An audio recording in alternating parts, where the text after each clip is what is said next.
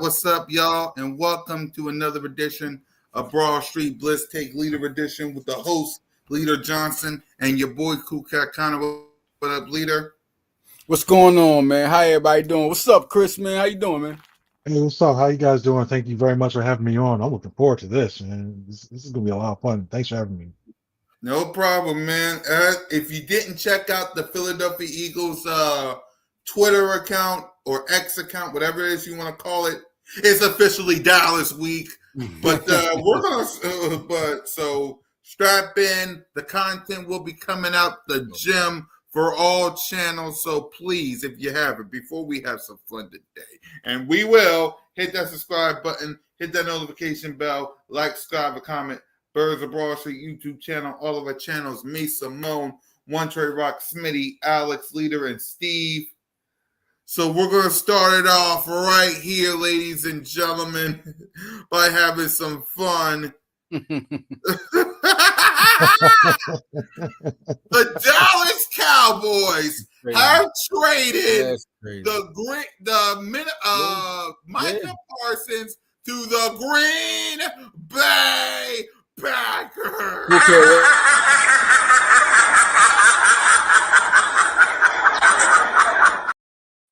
That's crazy. What I tell you, cool kid? Leader, what's your reaction? Listen, man. I've been knowing. Listen, I do work for 247 Sports, and I've been following since high school. I'm a 5 player in the country, right? Parsons family, good family, prideful family. Been going through things since Central Dauphin High School and Harrisburg High School.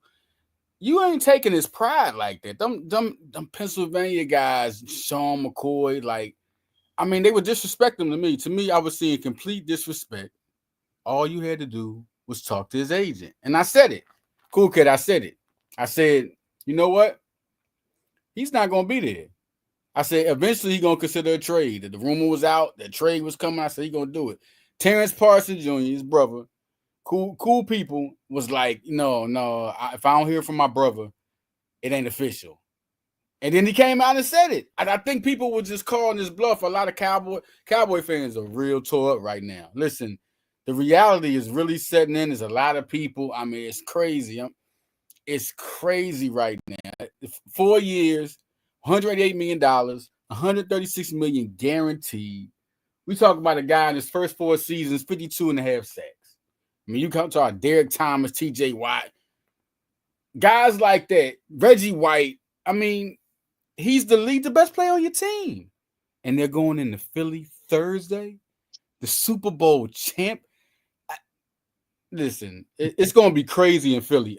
All through Broad Street, all over there. Listen, it's going to be everybody. It's going to be great. Everybody's going to network. Anybody from Philly, people from Jersey coming. It's going to be crazy. It's going to be Chris Franklin is one of the best out there, y'all. If y'all don't know, Chris Franklin is an analyst.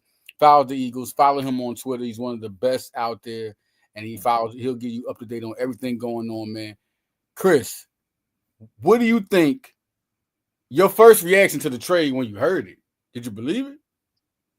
You know, it's gotten to the point now where we've gotten it, when you're looking on social media, you have to check the usernames to make sure it wasn't fake. Right. And I'm like, hmm, hmm. And it happened at 5 because I was watching NFL Live. I This did the kid's same on thing. at 5 o'clock. Nah, this can't be right. And I'm looking like it's not making sure it wasn't Adam Shefty. You know, so you're looking like I couldn't believe it. I really thought this was just all for show for the Crazy. most part. This is oh yeah, this is going to be a trade where there's not going to be a trade. Jerry's just blowing this up so we get to the day before like he did with everybody else, and then he signs an extension. He's on there and it galvanizes. He in his mind it galvanizes the team. This was for the life of me. I don't know what Jerry was thinking. I really don't Right. because Seriously. it, it, it's how do you take away a young guy who's at a position, one of the most important positions in them, who I know the word generational is thrown a lot. He truly is a generational talent. How do you take all that away and just go, oh, we'll get 2 first-round picks. We'll probably be low because if he goes to the Packers, they're going to be good. Yeah, we'll take that. We'll be fine. Oh, yeah, by the way, we get Kenny Clark, the defensive tackle. Oh, mashed potato. Listen, this is not disrespect to Kenny Clark. Kenny Clark's a good player, but it's mashed potatoes. You're trading lobster for mashed. This is what it's, and he only got 2 first-round. Are you serious? Are you like it? It don't even make sense. It don't even look like it makes sense. And then you're looking at okay, where does this put? This put Green Bay right in its title contention, right in title contention, right there. They right there. They right there, and it puts Dallas. Like, who are you going to stop now? Like, who are you going to stop? It's a little, and it was all really to me. It was a piston contest because it was like Jerry just didn't want to get off his. What he do? That was it. Talk to his agent. That's how simple this is. Everybody listening, talk to his agent. Jerry was like the agent. We don't do third people. They calling him mommy, daddy. This was the stuff he was saying was unbelievable, man. So looking at, I wanted to get your perspective on where do you put Dallas's culture? What does this do for them as a culture? Culture wise, the only way they can actually come in here and win next week, and this is the only thing I can think of, is if they try to use it. Okay, we're rallying around and everybody's counting us out now because Micah's going. Look at the disrespect. That's the only thing I can think of. But the thing is, and I don't think that can even happen because when you look at all the players who support him, the CD Lane, you look at Bland, all those guys in the defensive on the defense for the Cowboys, and not even defense, offensively. They all truly believe in Micah. They all like Micah. They all walk around with him and stuff like that. They all hang out. And so you see that guy who was supposed to be the cornerstone for your franchise for years to go stays not only just another team, but within your conference. It just messes you up. And the guy I really feel bad for, not even just culture wise, but just overall, not even for this defensive coordinator. You had to stick through that wreck of a year last year with the Chicago Bears. But you know what? I'm gonna get a fresh start. I'm gonna go to the Cowboys. They got some Micah Parsons. They got some good people. Wait, Micah, you traded Micah? What did I get myself into now? It's pretty much you feeling in that type of thing. So that culture wise, this could wreck. This could unless they rally around and wreck the season. It's damaging. Think of George Pickens has the same agent. Yep. He has the same agent. So what is he thinking? He's like, I'm not going to get paid. One thing about Philly, this is the culture of them. One thing about Philly, you know you're going to get paid. Or you're going to get paid somewhere else. Now, sorry, y'all, about the 4th member of our group. So I want to apologize about that. About this. Hello. No problem. How you doing, my man? That's cool. Yeah, that's my son that didn't know the meaning of the word. We're in grown-up business. So I'm sorry. I'm sorry. Leader, Chris, I'm sorry. No problem. I apologize. I'm good. I apologize. Eagle fan right there. Yeah. Man. Go ahead. My bad, y'all. Go continue on. My apologies. No problem. But yeah, now they're going into Philly. Now, how's that locker room? How do you operate? What do you like? Because he was like next to Dak, he's the leader. Like, how do you operate? That's crazy right there. How do you operate in that fashion? Wait, what topic y'all at now? Y'all at still talking about Micah? Or y'all talking about Yeah, something else? Micah. We at Micah. We talking about now. I'm asking you, Cool K. What do you think? What do you think that Dallas Cowboy culture is at? Where is that at? It's a mess. It's literally a mess because you don't have a one tech to stop the run. You just traded Micah Parsons. Diggs is probably at 100, not at 100%. You don't know who your running back is. You just heard from Jerry and Stephen Jones, and yeah. So at the end of the day, man, it's like they a mess up there. YouTube. It's like they a mess. Like you see. It's like, and I'm loving it because if you go, because I warned them, right? I warned them all. I warned Boss, Henny, J Tuck, all of them. Y'all better get your ish together before week 1. Because again, let me say this: if it was the Commanders, if it was the Rams, if it was the Lions, I would be worrying about the Cowboys just a little bit, but not that much. Y'all brought us the Dallas Cowboys. Cowboys is out, man. It's done. It is done. I know. I say 6-10, and maybe I'm bold, but I say 6-10 right now. I wanted to ask you, Chris, about the 53-man roster. Are you happy? Yeah, let's get to that. Let's get to the 53-man roster. The 53-man.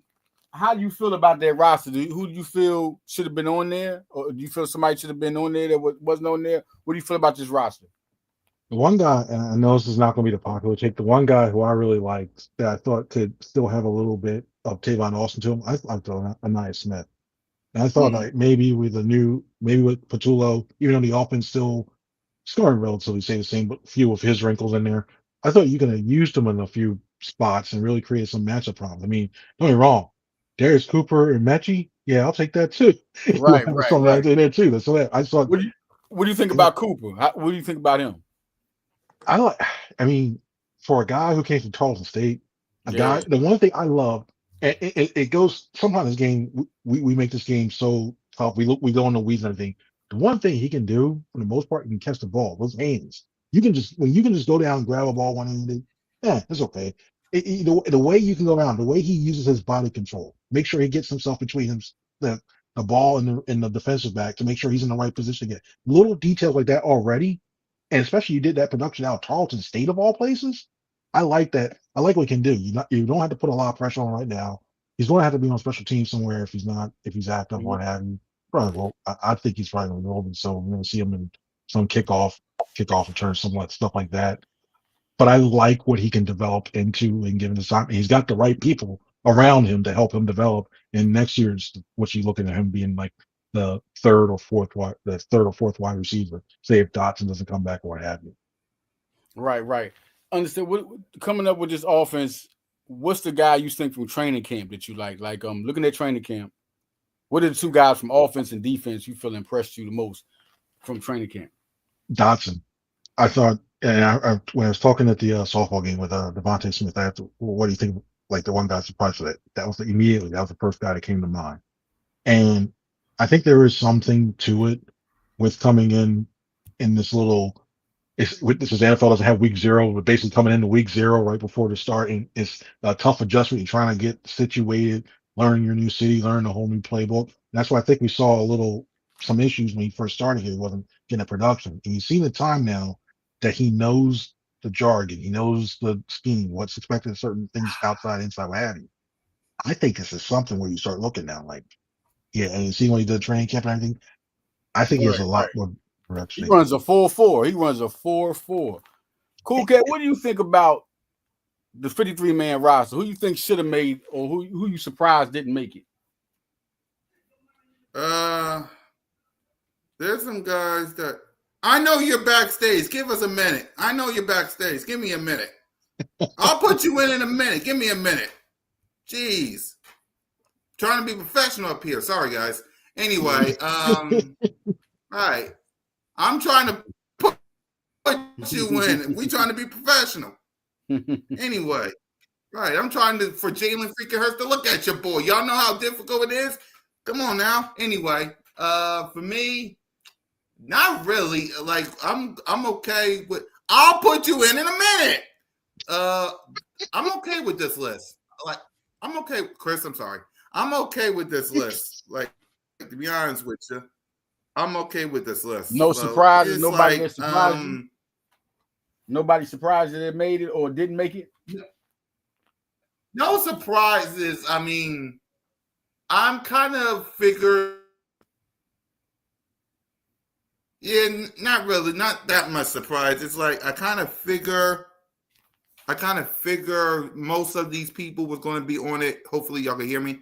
I figure most of these people can hear me, so what's going to be up here. So okay. The Eagles also just signed Marcus Epps. Oh, Chris, what do you think about that sign? They got a veteran, a guy that's been there before.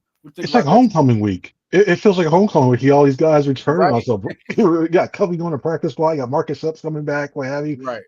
As a veteran presence, this gives you one more thing. This case because it's early, but Andrew McCuba's had a couple of injuries so far. He's dealing with that shoulder. Mm-hmm. In case he gets injured, you need some veteran leadership in the back and a guy who's smart enough to figure out the system. Because behind middle linebacker, the toughest spot position to learn in this defense is safety. So to have a veteran guy who feels that, who can go down the slot if you need to, hope he doesn't have to do it a lot. But if you have to bring him in on a dime package or whatever, you put him down that way. Always liked him. He had 94 tackles the last time he was with us. Went on to the Bears. He was kind of injured last year, but he also a good special teamer. So I think that was to get another vet in there. I think that's why they kept Adoree. Mac McWilliams. I thought Eli Ricks was going to be over him, but that was like I just thought maybe because he'd been with us for so long, he might have won that out. But they went with Mac. They went with Mac McWilliams. So yeah. Going into this game. Yeah.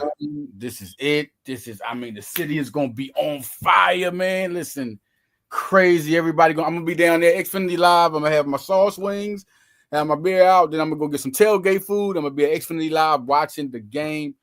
What do you feel going to this game? What is your pick for this game? What is your score? Let's hear your score first for this game. Let's hear your score. Yeah.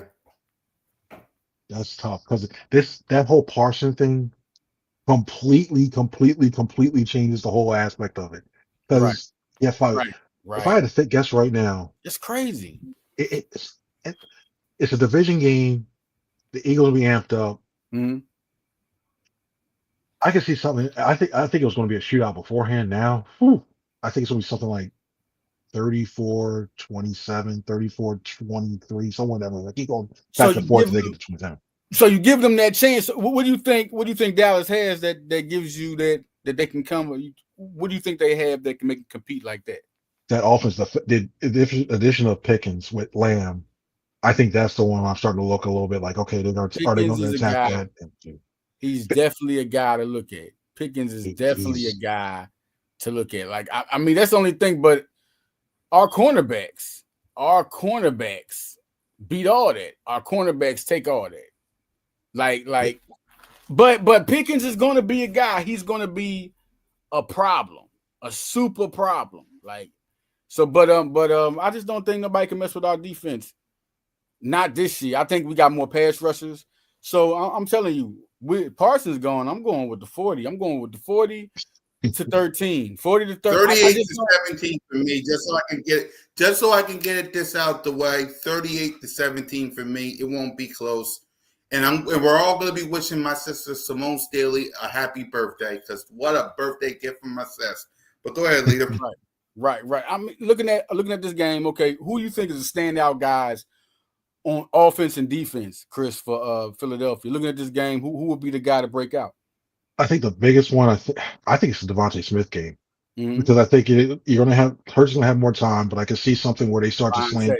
Yep, I think it's big. They think they slant. They shade the safety over toward AJ Brown. And one thing that we talk about Eberflus, he knows Sirianni well from the time that they were with the Colts, and he's seen him before when he went to Bears. So I think there's a little things there. Right. I think Devontae Smith got a good. I think they put him in the slot because I think he does really well. The dots on the outside, have him in the slot, and have a field day, knowing that Hurts has the time to look over the whole entire field. So he's a guy that I think does well. And another guy, I'm gonna say this. I think Jahad Campbell makes his Philly Philly welcome and has a couple big plays. I think it's sack because I think So he's starting at middle linebacker, right? it's a possibility. I won't go full anything. I think it could be one of those things where he quote unquote starts, and I put that in quotation marks, but they put him off the field like the second down, what have you.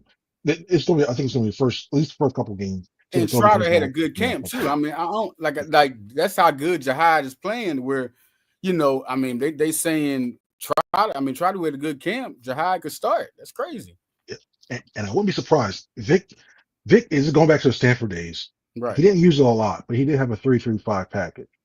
And you can use with Vaughn being able to rush the passer, with Campbell being able to rush the passer. You could use one of those guys not declare them which way. You don't know which way I can drop back, which guy goes. You can use them in that sort of look, and it can confuse the heck out of an offensive line, not knowing which guy's going to pick up and everything. So I wouldn't be surprised if they use that as well too. So I wouldn't be surprised to see all three linebackers on at one point. I'd be surprised if you see in Campbell, Trotter, Campbell, Vaughn, or have you something and mix it up too. And Brown's going to start at the safety position. McCool, I know McCool was looking about. Yeah. I always believed in Brown. I believe in Ringo. That's my guy. I picked Nolan Smith last year as my breakout guy before the season started. I'm picking Ringo. I remember seeing these guys at Georgia. People don't remember their historic defense. Keely Ringo was number 4 in the country coming out of high school. Number 4 in the country coming out of high school. I mean, then you're talking about guys like Nolan Smith was like number 3 in the country coming out. These guys are Jalen Carter, N'Kobe, these guys. Now, Jordan Davis, if anybody is surprised, he was like number 300. He was on the top 300. But, I mean, in the combine, running the 4.7, like that was crazy. So they're young. I just think this team was just built the right way, man. And it's almost, if you're an Eagle fan and we've been watching them since the Buddy Ryan, you're excited about this team and how they're built. I think my guy to break out, to get cool, kid, because I like Jalen Hurts. I think I'm just going with Jalen Hurts. Just going with Jalen Hurts. That's like, I just think it's been a lot. He wins the Super Bowl and you still they still all these questions. What do you think about that? People doubting Jalen Hurts. What do you think he is as a quarterback? Where do you put him? Please tell me. Please tell me. Do you acknowledge him as a franchise quarterback, Chris? I need to know. Yeah. Like the fact that I never understood the thing. I don't know if it's because of the summer or whatever. And let's talk about this last year and the year before that. I don't know what anybody else has to see and say here. To me, he's a top 5 quarterback. He really is. You look at it like, I know everybody talks about, well, Justin Herbert, he's better. He could have an arm. Another quarterback who had a really good arm that everybody saw about back in the day, Jeff George. And look where he took a lot of teams. I see a little bit Herbert in it. Well, I think Justin Herbert has a better head on his shoulder than Jeff George. And Jeff George was trying to fight people, and it was bad. But I look at his things. You need a guy who's a leader. And I know people say, he started a leader with physical attributes. You give him time in the pocket, he can actually do pretty well. He can't throw the pocket. He throws the pocket. Everybody talks about Taylor on the pocket. He can scramble and run on the run. Chris, you remember it was that one year and he had to do it. And everybody was talking about, could he throw? Remember, we traded for the picks because they might trade up in the quarterback-rich draft. And he answered the calls. He had an MVP season.